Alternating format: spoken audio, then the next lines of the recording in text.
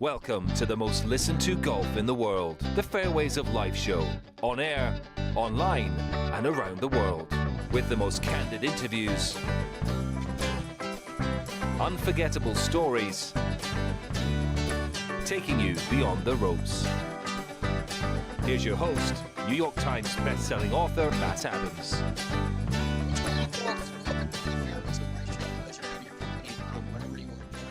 Around the world.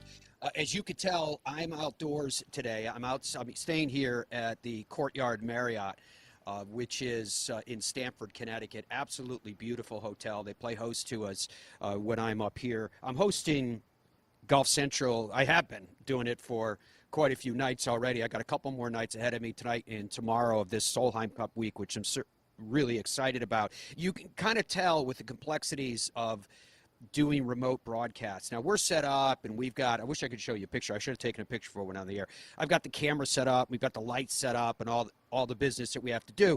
But as the sun is coming up behind us, you can see it on these buildings. And that light reflecting, the sun's actually coming up over here, east obviously, as it reflects on these buildings, it causes me to become silhouetted. So that's why I'm right on top of the cameras and the lights so you can see it. Now, while all that is going on, the complexities are such as they are with the technology. Our second primary studio, which is in Raleigh, North Carolina, Dom was having all kinds of challenges this morning, so we're bringing Dom in on the same lines that we bring our guests in normally. So he is with us today. He's just coming into the program in a different pathway than what he normally does. Now, speaking about finding one's pathways, that's kind of what the golf that did take place this past week. And remember, the PGA Tour and the LPGA were both off. That's kind of what took place this past weekend, and it was pretty cool because at the Omega European Masters, you had Matt Wallace. Now, bear in mind, this is Matt Wallace who won last season. So the Englishman, who's 34 now, is exempt on the PGA Tour because of that win, but it doesn't get him into Players, Masters, etc., because he already punched that ticket. So he's in an interesting position. Coming into the event in Switzerland this past weekend in the DP World Tour, he didn't really have a lot of exemptions going his way. He was showing some flashes of playing pretty well. He was playing primarily on the PGA Tour of late. But again, his official World Golf rankings wasn't really great. It was okay. It was inside the top 100, but it really wasn't doing anything for him in terms of giving him automatic exemptions into big events, etc. And his state of play, I think, is probably best encapsulated if we go back to the Rocket Mortgage, miscut, the Genesis Scottish Open, miscut. And after that Genesis Scottish Open, really interesting, he sits down in this high back chair. This is audio and video coming from the DP World Tour. And you got a sense of who Matt Wallace is because he opened up his heart, he opened up his mind. You could tell he was very emotional. And it gives you a glimpse into, again, he was at this point, he's one of the top 100 players in the world, and you look at it and go, well, if you're top 100 in anything that you do, not to mention golf, you got to be brimming with confidence. It was something other than that. Give a listen to this back from the Scottish Open. Oh dear. Hi Matt, welcome to the green room. Hello. Is it your first time here? First time. Pretty terrible. Straight after signing my card, didn't realise it was this quick that they come in here. Yeah, pretty good. What would you like to get off your chest? Trying to change my attitude towards the game a little bit by being a bit more positive about it, and I just lack a load of self-confidence at the moment. Yeah, it's hard. Do you want to talk about how you're feeling? What's going through your mind? I'm just not where I want to be, you know.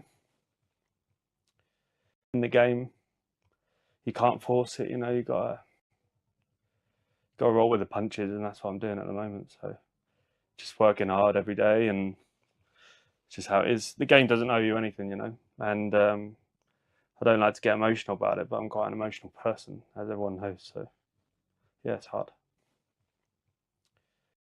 Thank you for opening up to us, Matt. Is there anything else you'd like to share? No. I'm grand. Like everyone knows, I'm an emotional person. I try the best I can.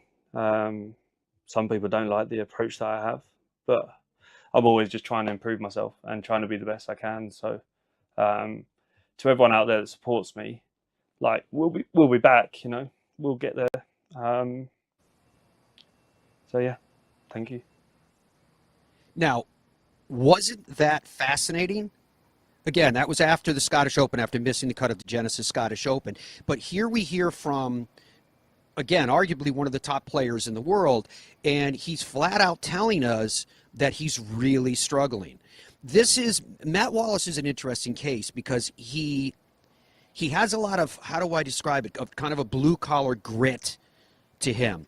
Both of his parents are PE teachers, and he's always been tough. He always plays an aggressive style of golf. So he comes into the Omega European Masters this week, and after 36 holes, he leads by 4.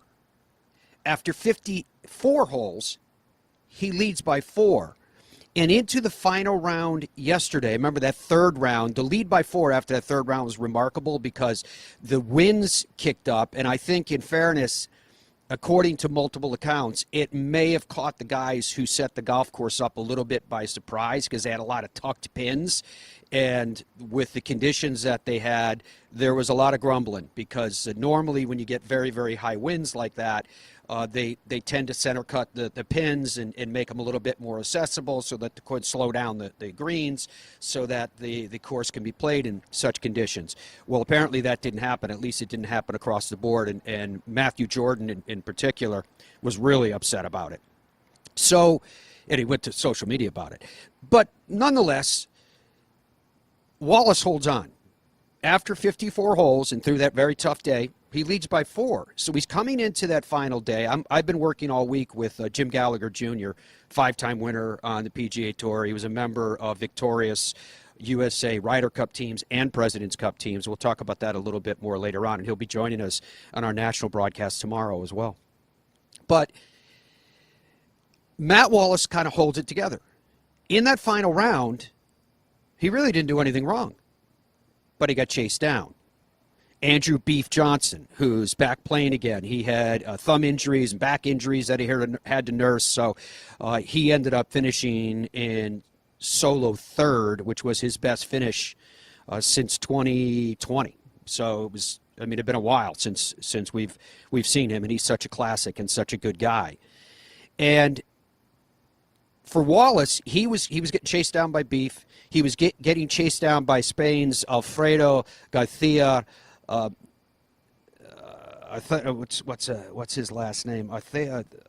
Garcia Heredia. And so he played really well. He played well down the stretch in particular. So they get into a playoff, and Heredia down that finishing stretch made some really good putts, incidentally. But in the first hole of the playoff, he had a kind of similar line that he had during regulation, missed it left, taps in for par. Wallace had hit just an absolutely brilliant approach shot. It settled almost hole high to about 8 feet, and he converts that putt, birdie, on that first playoff hole, secures the victory. And with it, a lot of things changed. But before I get to those, because it comes down to what decisions do you make at this point, and especially at this time of year, in the euphoria of victory, here is Matt Wallace following that win. Great. I feel great. I feel tired. That cheer at the end meant a lot. It was hard because I've been in those situations, but I've not been ahead a lot of the day and struggling to make birdies. And, it was difficult to try and push to make birdies without trying to give it away, sort of thing. So I wanted someone to at least try and catch me, which Alfredo did, and Beef was there very close. and fair play to Alfredo doing that on the last hole. But all I was saying to myself was, it's a lot easier to make a birdie when you have to do it. And that's what I just did at the end there. So very happy with that. And it was the first flag I've actually gone at all day. Probably easier, because I was trying to just keep them at arm's length the whole day, which I felt like I was doing. You know, not birdieing 14, you know, that was a missed opportunity. 15, a great birdie. 16 was the hole really where I felt like they didn't hit it close. It was a perfect number for me, and I just pulled it. So it's just how it goes. And then on 17, obviously they both missed their putts. Beef hit a great putt on my line, and that was the one where I thought I can end this right here, right now. And I hit a good putt, just moved more right to left than I thought. Hit a nice putt on the last here, played it well, but yeah, I was like, no, I don't want another playoff. And then I got another playoff, and just took everything from what I learnt last time. Going back down there, Graham was there, my manager, just getting me in the right headspace, because last time I went down there for that playoff against Thriston I wasn't in the right headspace. I was just okay with being there. Whereas this time I wanted to win, yeah. Because of the hard work of working on my emotions, you know, I would have probably killed myself yesterday and today not being ahead and letting someone catch up. I mean, I was 1 under going on to 16, and that, you know, it was okay. It wasn't bad, and it was a difficult day, and I dealt with the things, you know, the situations. Dealing with that first tee shot going behind a tree, you know, and not being able to get it out, and loads of things are thrown up. I've learnt a lot. It's so satisfying that I can make birdie in that situation, and it's a golf tournament that I've won. You know, it was difficult to win it outright for me today, and it just wasn't kind of like my day sort of thing. And then when I had a chance at the end there, I took it, and I'm absolutely buzzing. Yeah, it was here when I got the phone call from Thomas down at the driving range on the Tuesday, saying you've not made it, and then obviously losing in a playoff a couple of years ago, and then now this place it brings up a lot of memories, and what an iconic place to win. And I'm so happy, and I get to wear this jacket, get my name on the street up there, and even everyone at the tournament. It's just such a fantastic tournament. Jay Lindeberg's help out, Amiga, my sponsors. It's just a brilliant tournament for me, and I'm so happy to be a champion here. Interesting, isn't it, then, when you reflect on the sound that we heard post-Scottish Open to what you just heard in the wake of victory in Switzerland from Matt Wallace. Now, here is where, to me, it gets interesting, but it's got to be somewhat complicated for him. He's still got the race to Dubai going on. Now, as a winner yesterday, he now moves up to 22nd in Race to Dubai points. Now, the fact that you can win and only move to 22nd in Race to Dubai points shows you how far adrift he was coming into that. So the question is, do you keep grinding away on the DP World Tour, essentially in Europe, to try to better your position in the Race to Dubai? That win moved him, and I don't have the exact number. I know Dom's listening to me from his studio. He can look it up for me. I believe with that victory, he should have moved to, in official World Golf Ranking points, somewhere, I think he was 98th, if memory serves me. He should move somewhere to around 72nd, roughly, okay? And again, that number could be confirmed, because as we came on the air, it was released. I just can't see it while I'm live. Andrew just told me he's 73rd officially. That's the official word that came through. All right, so 73rd. He's, as you can see, on the cusp. If he can get to 60, if he can get to 50, it changes everything in terms of exemptions for big events going into 2025. So does he play in the so-called FedEx Cup Fall, the new name of the events in the fall series on the PGA Tour, in terms of trying to better his positions in multiple ways? Now, remember, as it comes to the PGA Tour, if I haven't already told you this, it's important for me to mention it. He is exempt for 2025, and he's exempt because of that win that he had, not this season, but last season. So he got the remainder of that season, he got this past season, and then he gets the season that's before him. But that doesn't give him the high ticket benefits that you get immediately in the wake of a win in the ensuing season, right? He's exempt. So he can better his position in playing through the FedEx Cup fall. He can better his official world golf rankings because of strength of field, which helps him in terms of access, but he still has the race to Dubai back on the DP World Tour that he could better his position on. And every single time they spoke to him coming in this week and in the wake of his victory, he spoke about Luke Donald. He spoke about the Ryder Cup. And frankly, I think he'd be awesome on the Ryder Cup because he's one of those fiery type of individuals and players, and as we could see with the emotions. So the reason I'm going down this road, one, you could probably tell, I like Matt Wallace. I think he's one of these guys in the game of golf that I would call a breath of fresh air because he wears his emotions on his sleeves. I like those type of players.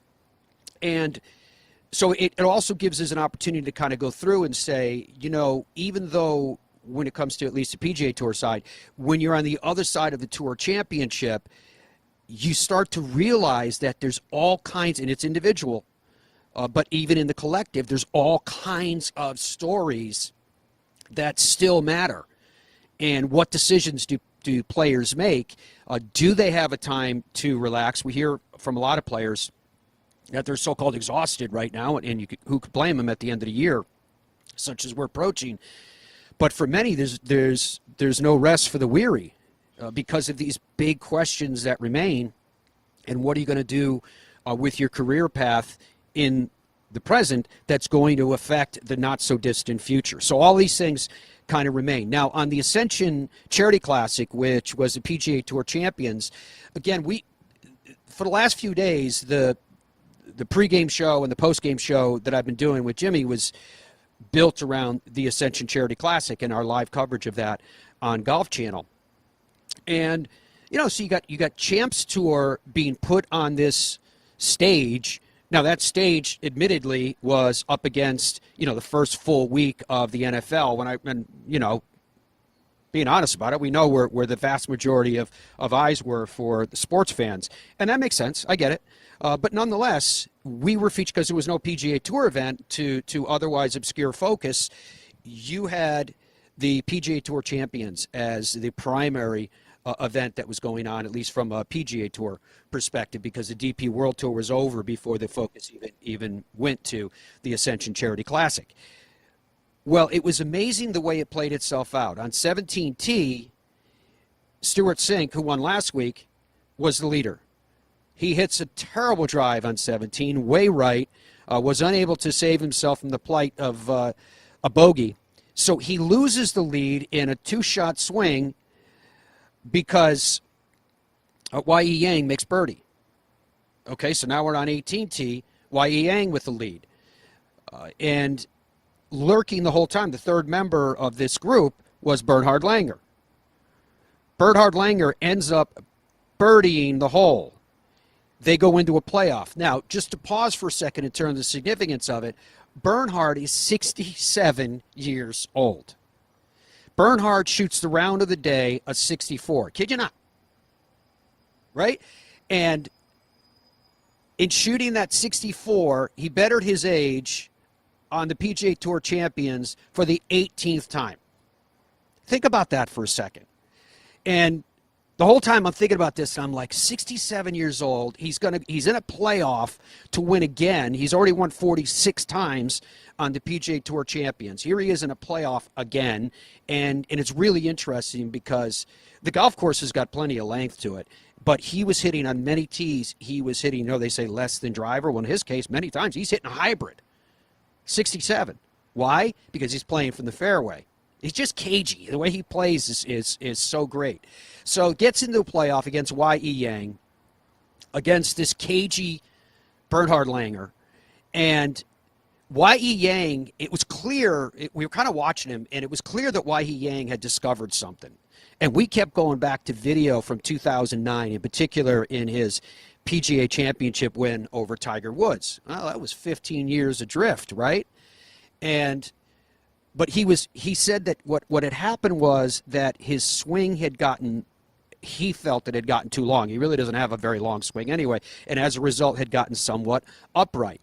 And Jim Gallagher Jr. was telling me that's not unusual for senior golfers because the body doesn't have as much movement as it once did, so you tend to try to make up the arc with your hands and arms. And so what he was trying to do was get his swing, in layman terms, a little flatter, a little more on plane is a better way for me to describe it. And he was doing it. It looked really good. And it was funny watching the video from him 15 years ago to over the course of the last few days. Honestly, his physical form looks pretty much the same. It looks like he's in the exact same shape as he was back then when he had that win over Tiger Woods. But it doesn't change the reality that for whatever reason, Wai Yang has not won on a major professional tour since 2018. And that was on the Japan Tour.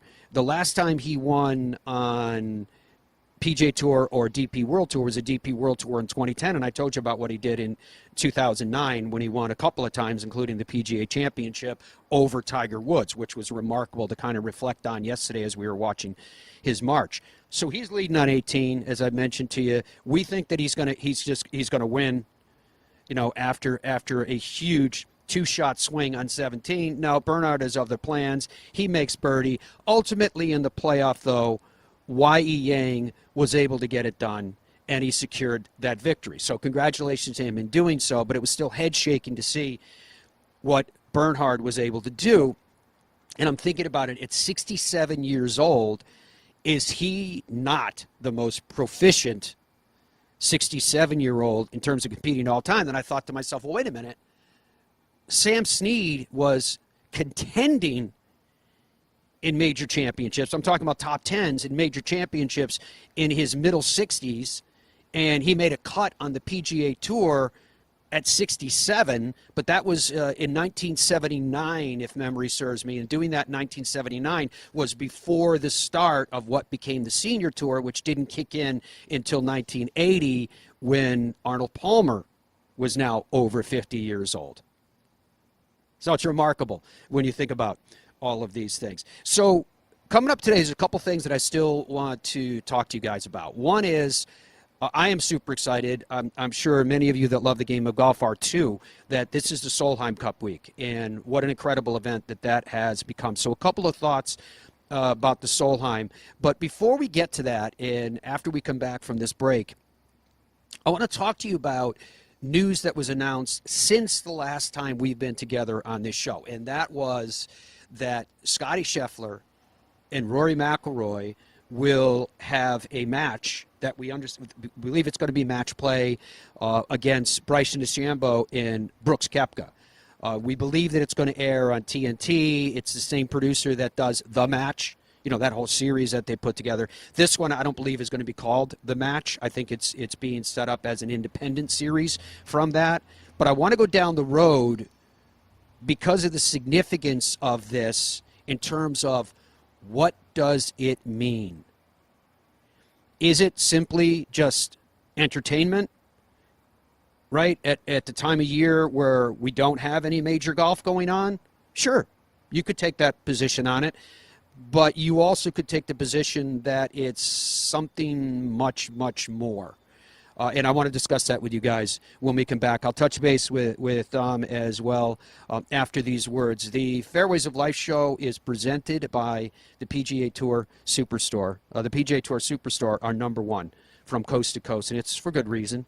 Those big, beautiful stores that they continue to expand anything and everything you could need for your game, whether you swing it, whether you wear it, whether you need to learn from it. And then what I believe is their chief asset, it's their people.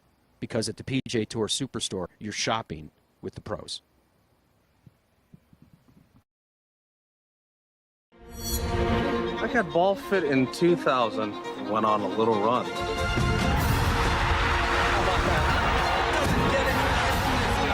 Then Bridgestone fit me again, and I went on another run.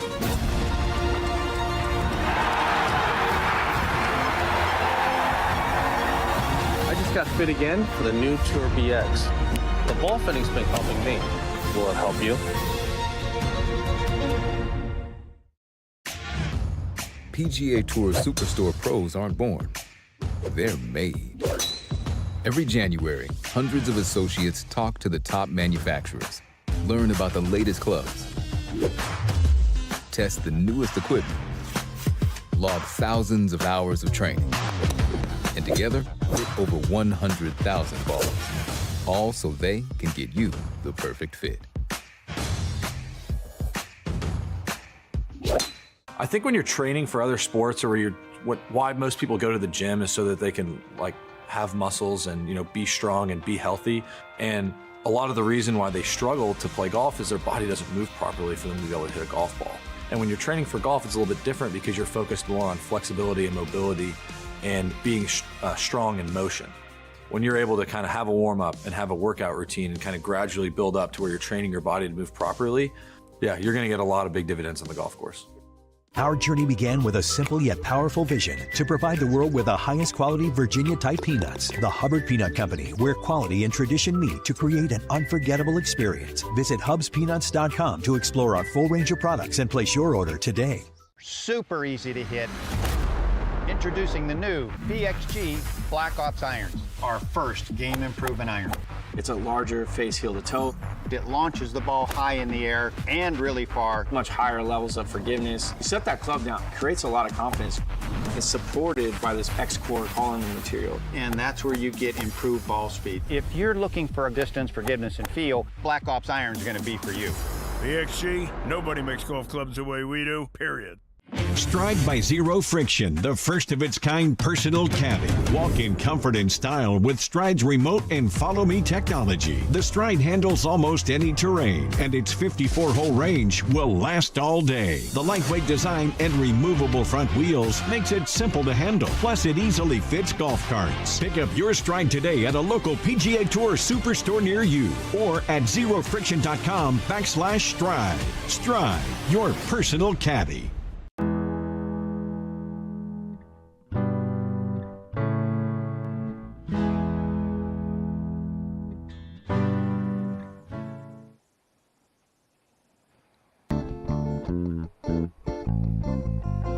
As we welcome you back to the Fairways of Life show. So I am broadcasting outside of New York City.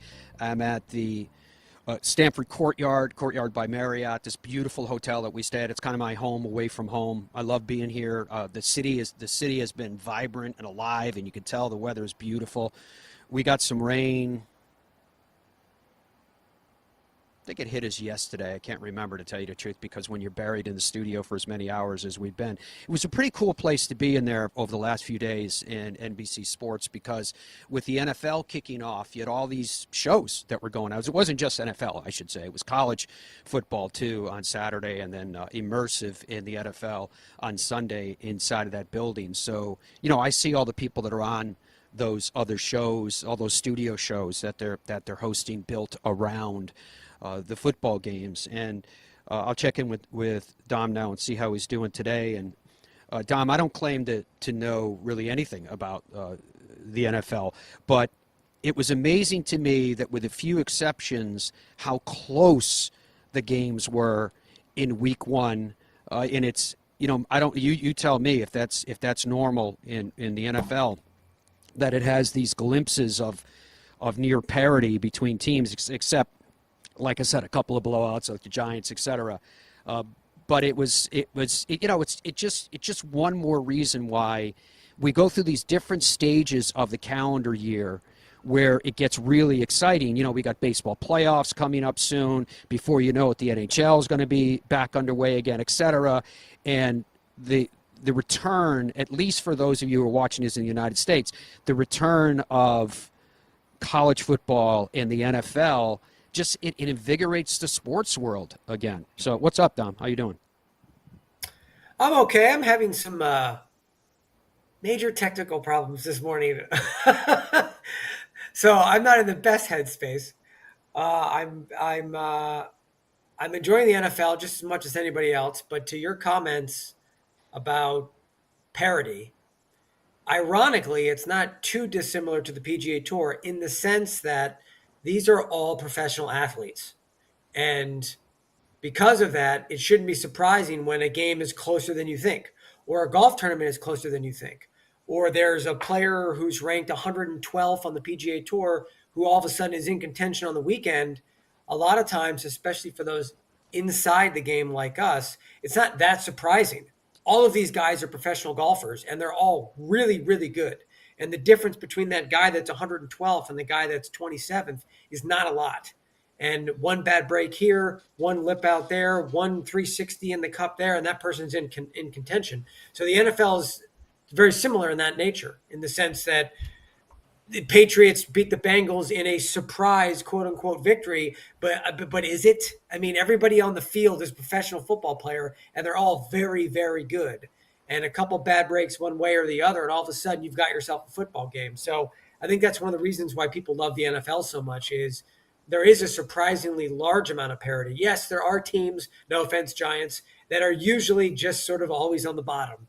But for the most part, 80%, 85% of the time, anybody can win at any point.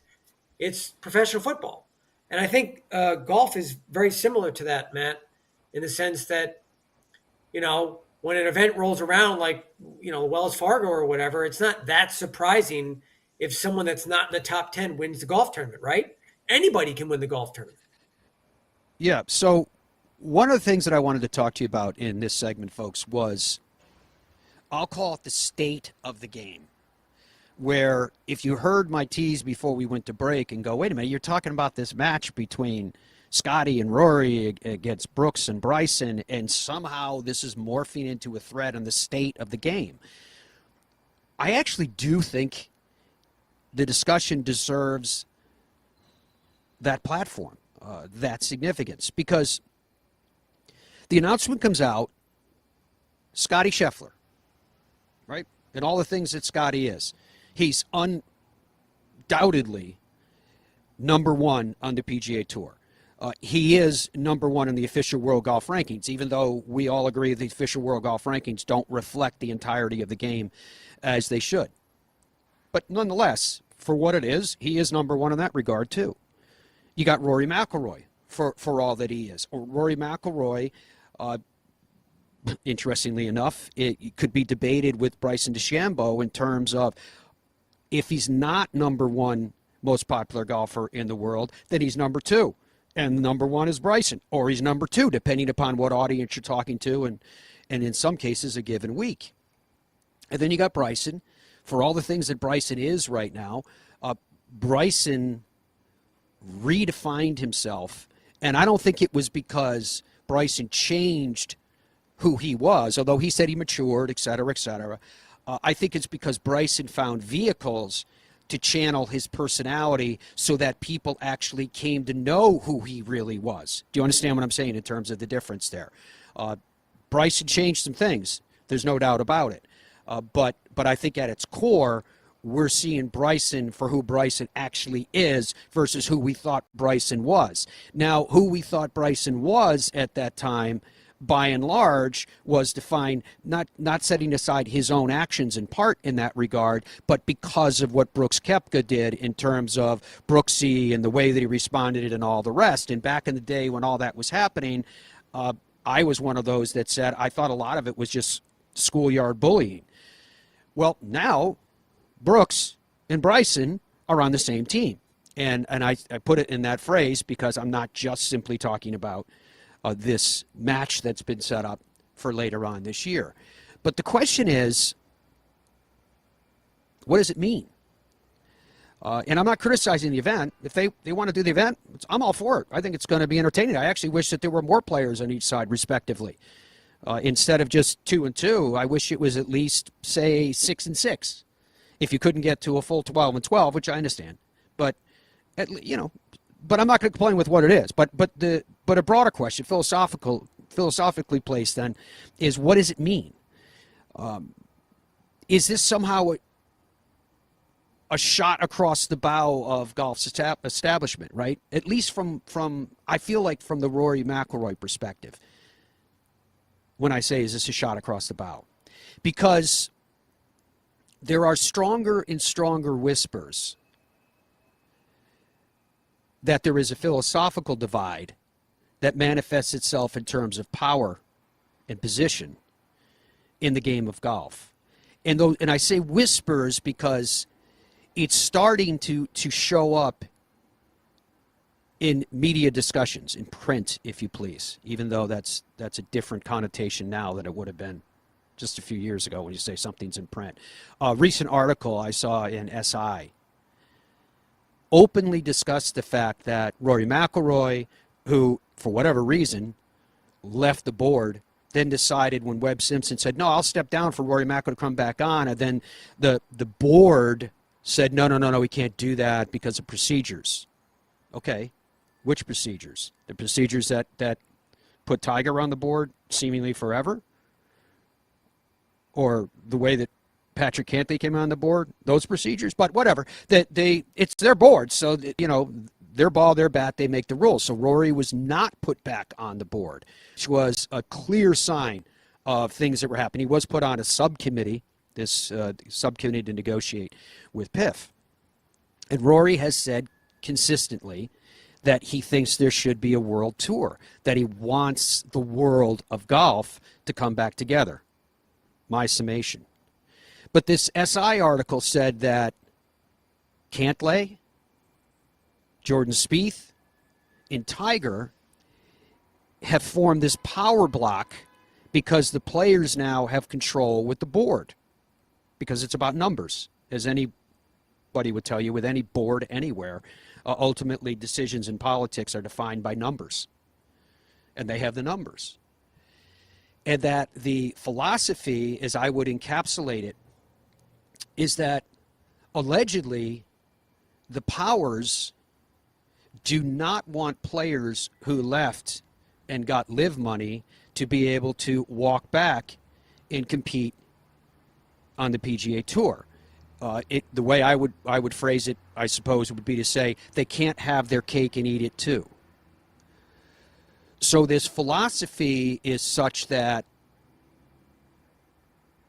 is the challenge that these articles are alleging is actually happening behind the scenes in golf. So you've got people like Rory who are saying, guys, we have to do what's good for golf, and we have to bring this game back together, whereas you have powerful individuals that are going, first thing we're going to do is what's good for all of us.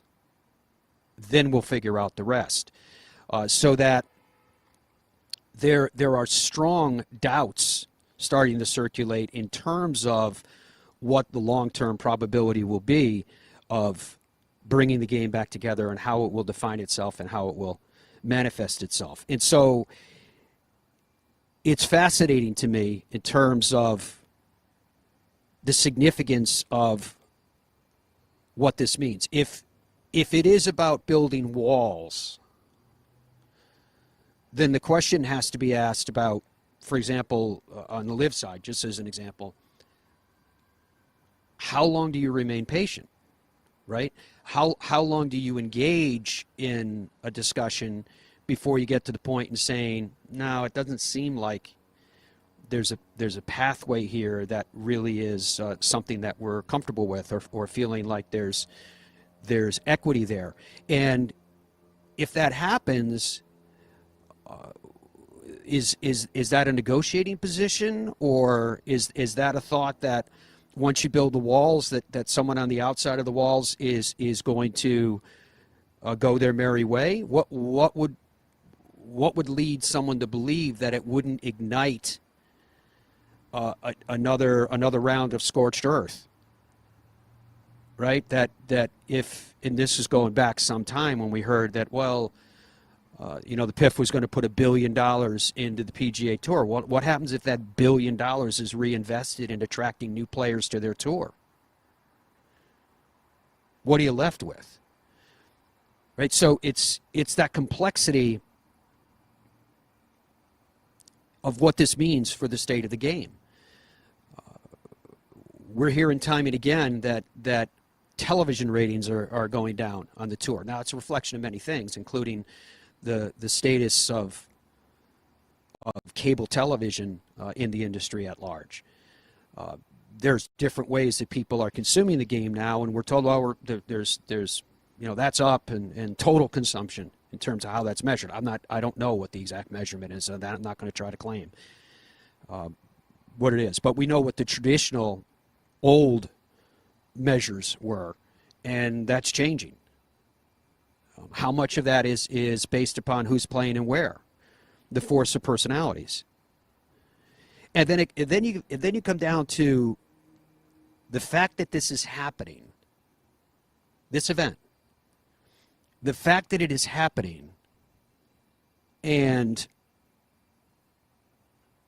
is it a shot across the bow by Rory? I ask again. But an even more intriguing position for me is Scottie's involved. So you've got the guy who unequivocally is at the peak on the PGA Tour. He is number one by all various measures, not to mention the performance categories that he's number one. But he's just number one in every way. He's undoubtedly player of the year. There's no doubt about that now with everything. He holds their FedEx Cup. He won for the second consecutive year the flagship event, the Players. He's a major champion this year. All the wins that he did, everything that made Scottie Scheffler who and what he is. He literally is the poster boy for the PGA Tour. Yet, he's a part of this event. So I'm not sure how it went down. I'm not sure if they approached Rory first and Rory called Scottie and said, hey, do you want to do this? I don't know whether the producers did it. I don't know how it went down. I'm not claiming to. All I know is that Scottie Scheffler is part of it. So Bryson and Brooks and Rory and Scottie are giving us what the world wants. Another opportunity to see four of the best, each of them with their own distinct position in the game and personalities, going head-to-head at a time of year where there's not much else going on in the world of golf. Is this the modern version of the old skins game back in the day? I think the significance of this event, like I said, we haven't had time to talk about this since the announcement came out and the last time we were on with you. Because I can't remember what day it came out last week. It might have been Wednesday, and I was traveling. This Wednesday, I'll be traveling again. But I just think it has a lot of significance. So, Dom, I'll kick it back to you again because you'll be in touch with, I think, with your setup this morning. I know you had some technical difficulties. I am curious what people are saying on our discussion board about these thoughts and concepts, because this event, while I'm really looking forward to it, and I think it's going to be really fun for all the reasons that I just laid out, I think it has a direct reflection on what's going on inside the game right now, and what golf has never wanted its dirty laundry put out in the line, ever. But what's happening now is that you've got these media entities, just like that article I was just explaining to you, where because you have human beings involved and because there's so much focus on the top players in the game, those that are kind of middle tier or lower, they know they can hear they're part of their respective tours on either side, and they're starting to speak out to what's going on. And that's why this news is starting to get out there. It's moving very slowly because the establishment is trying to keep things as contained as they possibly can. They're calling it negotiations and what have you, and it's probably related to that, in fairness, in some part, but not in its entirety. But now this stuff is starting to get out there. And so I just find it to be absolutely fascinating, and I think this event, the fact that it's happening, directly connects with, you can tell I'm here in the city, I'm not sure if you heard that big horn, somebody's mad at somebody on the roads, that this event is happening, I think is a reflection of a lot more than simply entertainment, and I find it all fascinating. If I may, Dom, what are you hearing from the people? Yeah, it's a complex mess. The question of the day is, will you watch this event? Will you watch this LIV, quote unquote, LIV PGA Tour event in December? It is like you said, sort of the match, quote unquote, style. Same producers, rumored to be on TNT, the whole deal. 83% are saying yes, they're going to watch this event, man. We do have a lot of things coming in. Again, this is a very complex issue that is incredibly layered, and we've broken that down a fair bit on this program over the last 12 months or so. We've got folks making comments like the SSG has approved these things. Something needs to start happening. If nothing happens, will Rory go to LIV? ? I wonder how John Rahm is starting to feel about all this being left out. The intimation there being, I believe, that John Rahm thought when he went, that might be sort of the straw that breaks the camel's back, and then that would sort of bring everyone together, and that hasn't happened yet. So. Dom, I don't think that's what that comment is referencing. I think that comment is referencing simply that John Rahm's looking at this going, I'd like to be a part of that event. See, that's why I was saying I wish this event had more than 2 and 2. Right? I wish it was at least 3 and 3, and I really wish it was at least 6 and 6. Right? And I think this is where, when you look at an understanding of possibilities, and this is what I think happens in particularly in negotiations, when sides start to build up walls. My interpretation.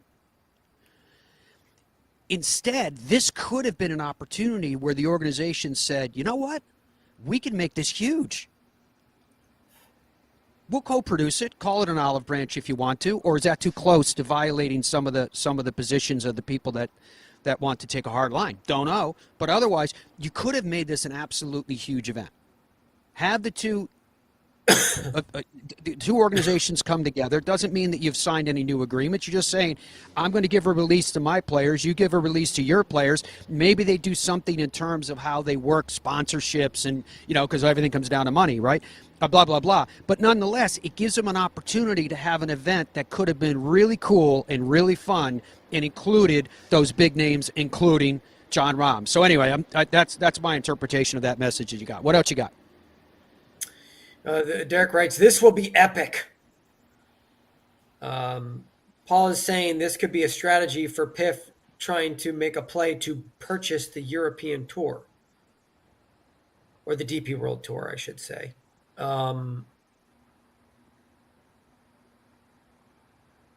There's comments coming in about TGL and where that league is in this spectrum of this mess. How does that play a role, if anything?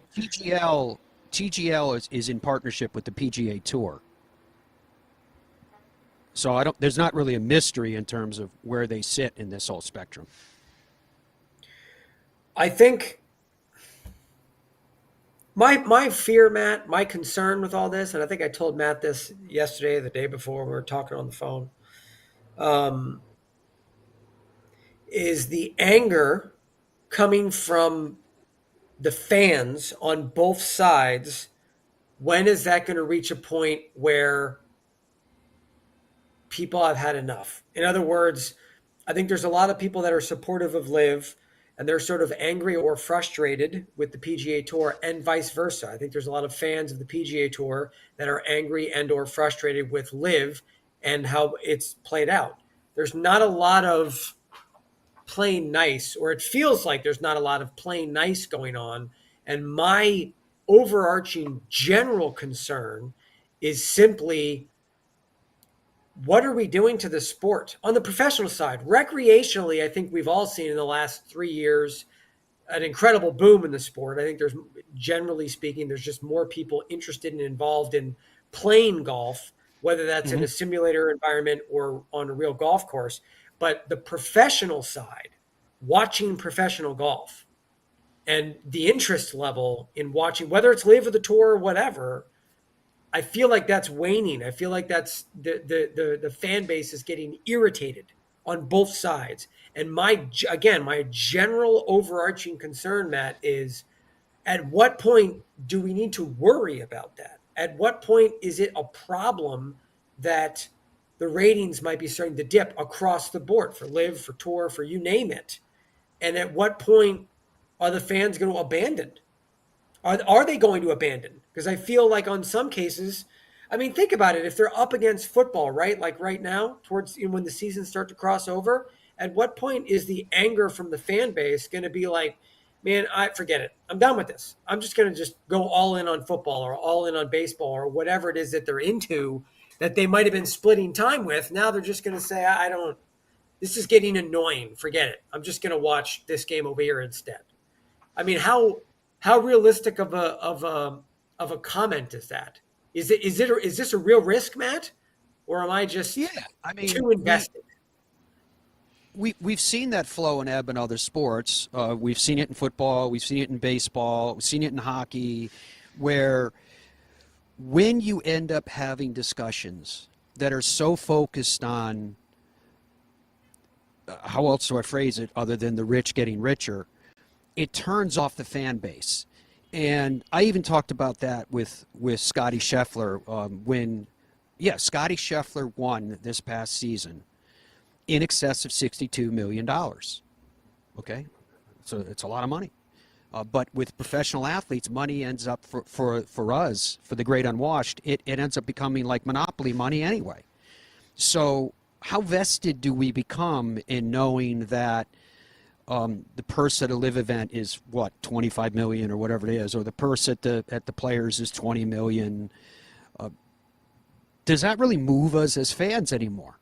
Right? Does that really cause us to pay attention because the purse is big, or that somebody won a lot of money, or that an investment group, is going to put in billions of dollars? Does that do anything to us from a fan's perspective? And this is what my whole message is with this whole thing, is understanding what do the fans want.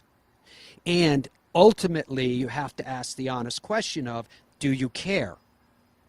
As an organization's plural, do they care really what the fans want? They're always included in the discussions, sponsors and players and fans. And okay, why? Right? Is the fan base that critically important? You would suggest and say, well, yeah, because even though golf has never had great, for example, television ratings as compared to, as we're talking about football, for example, it's not even close. In some cases, it's 10% of. But that 10% is the creme de la creme.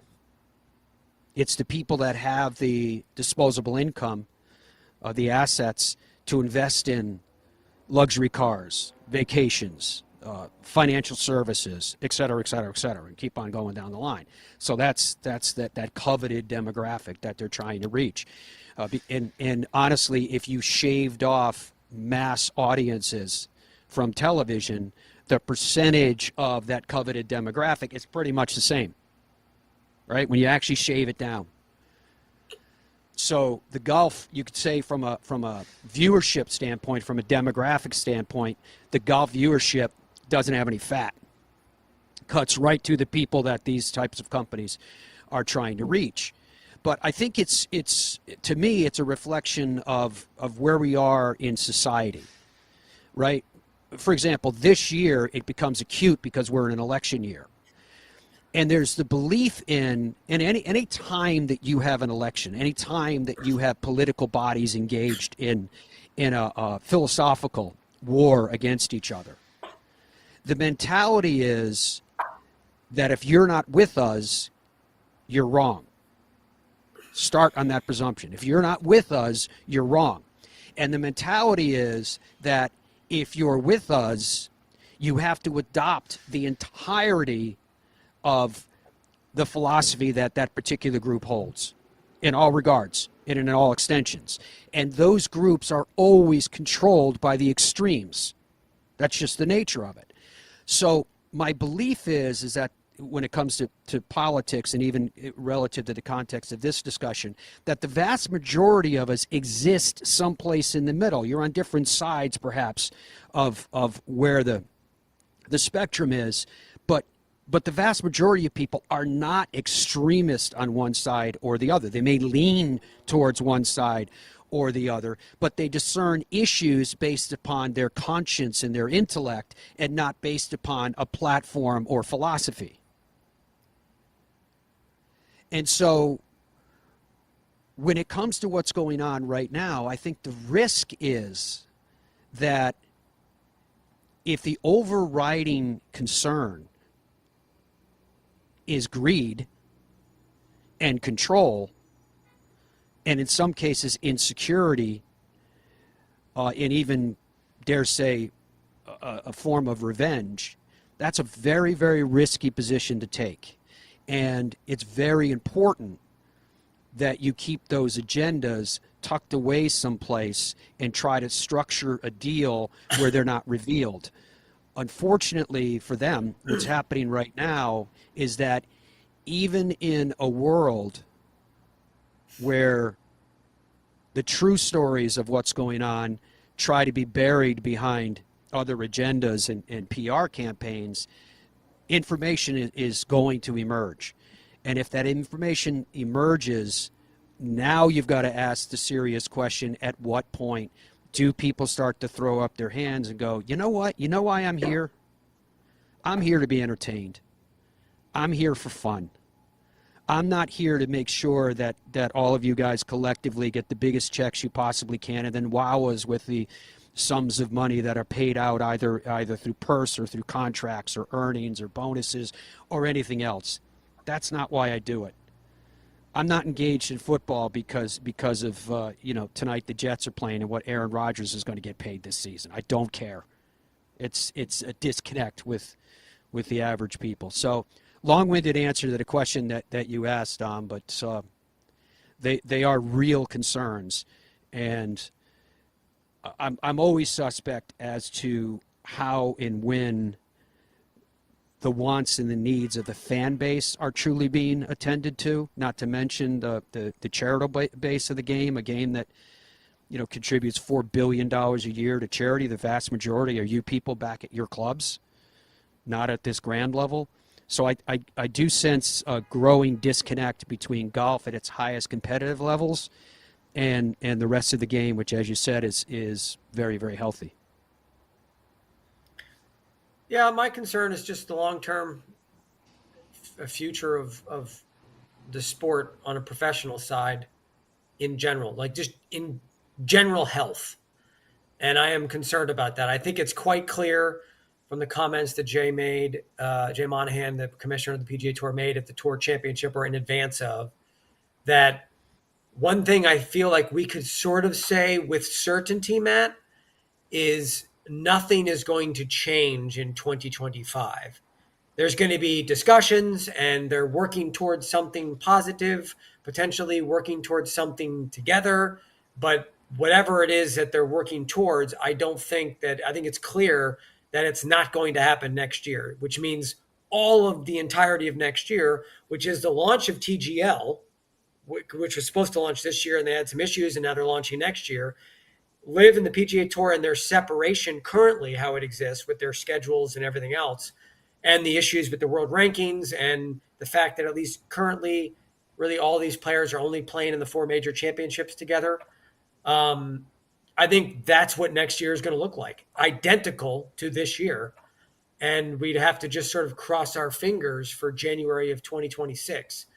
And as a golf fan, I don't love that. And it sort of scares me just because the fear that I have, Matt, stems from the fact that, and I'm an idiot, okay, especially when it comes to business. So a lot of the things that you're talking about and we hear about and I read about are just going right over my head. I just don't understand a lot of this crap. But my biggest fear is that they're not going to be able to solve this. And I also don't see a solution that like is a winning solution. It all seems like a murky mess. And that's where my fear stems from, because it just seems like there's not a very good path forward right now. And there's a lot of anger. And I think you used the word revenge more than once when you were talking. And that's concerning. Well, that it's concerning because then you're talking about like personal issues getting involved, vendettas getting involved, people getting upset about this, that, or the other, and not taking into account things on a macro level, not taking into account fans. And that stuff scares me. It just makes, because I love golf. I love all of it. And I want it to be healthy. And I also feel like for the sake of history, right? Like you want to watch Tom Brady versus Patrick Mahomes for history, for context, for legend. That's what you want to watch. And so I want to see Brooks and Rory and Scottie. I want to see them playing against each other for the sake of history as often as possible, because the best players in the world right now are not all playing at the same time for whatever the reason. The more years we lose of that, the more it screws up history, in my mind. If that makes sense. Yeah. To all your points, well taken, well said. That's what it comes down to, and that's why with this announcement, and to the question that you asked today of will you watch, and I'm amongst those that's very much looking forward to it. Very much looking forward to it. I think this is about much more than just that event. I think the creation of this event is about much more than just that event. I mean, if you look at the course of history, new world orders were concepts that were hatched always outside of the establishment. And I do think that there's a lot of risk in what's happening in and around the game right now. And again, there's various ways to define risk, but in this context, I mean it from a fan engagement standpoint. And 83+%. What's the percentage right now, Dom, of people who said they're definitely going to watch it? 85%. Right 85%. I'm in that 85%. I can't wait to watch. 85% are saying they're on board with this thing right now. 85%. Now, there's going to be a percentage that just like, hey, lighten up, it's just about good entertainment, so I'm in. But I think this is, and I'm not saying the 85% are voting because they think it means something more too. I'm just saying, in my personal opinion, I think this establishment of this event has great meaning, really great meaning. It is Solheim Cup week. We're going to talk about that. We've run out of time to talk about that today because I got to get my day started, get into NBC Sports and get ready for my hosting duties. Got a couple more days hosting Golf Central. Traveling on Wednesday. Cannot wait to be immersed in the Solheim Cup. We'll be discussing that on this show. Tomorrow we'll be live at our national television broadcast inside of Studio 2 at NBC Sports. I hope Jim Gallagher Jr. can be our guest. Jimmy's a unique position. You hear it? Here in the city. Jimmy's in a unique position because he was on a winning United States Ryder Cup team. He was on a winning United States President's Cup team, the latter of which isn't shocking with a 12-1-1 record in the President's Cup. But that President's Cup that he was on was competed at RTJ. He's part of our NBC Sports broadcast team for the Solheim Cup this week. So I'm really looking forward to getting into that with him, talking about his memories on the course, talking about his memories of that particular President's Cup event that took place there and what he did. He went 3-1-1, incidentally. Looking forward to discussing that with him as well. And then taking it out a little bit broader and talk about, that's a big canvas. It's a big golf course. Does that benefit either team? And more. So with all of that, it lays in store. Thank you, folks, for your company today. It was fun broadcasting. Thank you again to the Stanford Courtyard by Marriott for being host to us, as they always do when I'm up here. It was awesome being about here. You can probably tell it's a little bit cold. It's like mid-50s right now, but I'm absolutely loving it. It's a beautiful day up here. I hope you guys have a beautiful day too. Thank you so much for your company, and until we are together again, goodbye for now.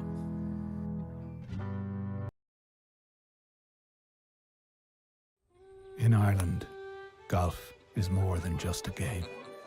Come and experience our world-famous links courses and our world-famous parkland courses, all set alongside world-famous scenery. And visit our world-famous historic sites. And while you're here, enjoy our world-famous hospitality. Fill your heart with Ireland at ireland.com/golf. Ben Hogan Golf Equipment is back. Established in 1953, we serve golfers who demand excellence of their equipment. Designed by the game's best engineers, forged in the world's best foundries, and built to order in the USA. Don't settle for off-the-rack disappointment. Elevate your game with custom clubs at direct-to-consumer pricing. Exclusively at benhogangolf.com. That's benhogangolf.com.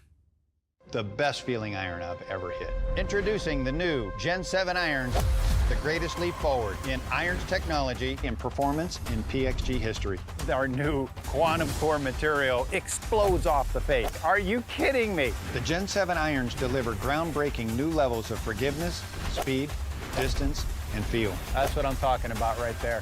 Look at that trajectory. Just phenomenal. Gen 7, it doesn't get any better. PXG, nobody makes golf clubs the way we do, period. Baseball? Nah. Football? Done it. I think I'm gonna go after PGA Tour. Playing on the PGA Tour is not easy. But you know what is easy? Hitting the 524 series from Tour Edge. Hitting linebackers and home runs used to be easy. Out here, you're gonna need all the easy you can get. Introducing the 524 series from Tour Edge. The easiest clubs you'll ever hit. Even the best players in the world can use a little easy. I like the sound of that. Look out, PGA Tour. Pound for pound, nothing comes close. What would your ultimate golf experience be like? Just you and a friend? Or would you round up some buddies for a foursome? Just one day? Or an entire week? There's a good chance your ultimate golf experience could be Michigan's magnificent 10. 10 incredible courses set among 3 remarkable resorts. See for yourself. Book your ultimate golf experience today. Our journey began with a simple yet powerful vision to provide the world with the highest quality Virginia-type peanuts. The Hubbard Peanut Company, where quality and tradition meet to create an unforgettable experience. Visit hubspeanuts.com to explore our full range of products and place your order today. PGA Tour Superstore pros aren't born. They're made. Every January, hundreds of associates talk to the top manufacturers, learn about the latest clubs, test the newest equipment, log thousands of hours of training, and together hit over 100,000 balls, all so they can get you the perfect fit.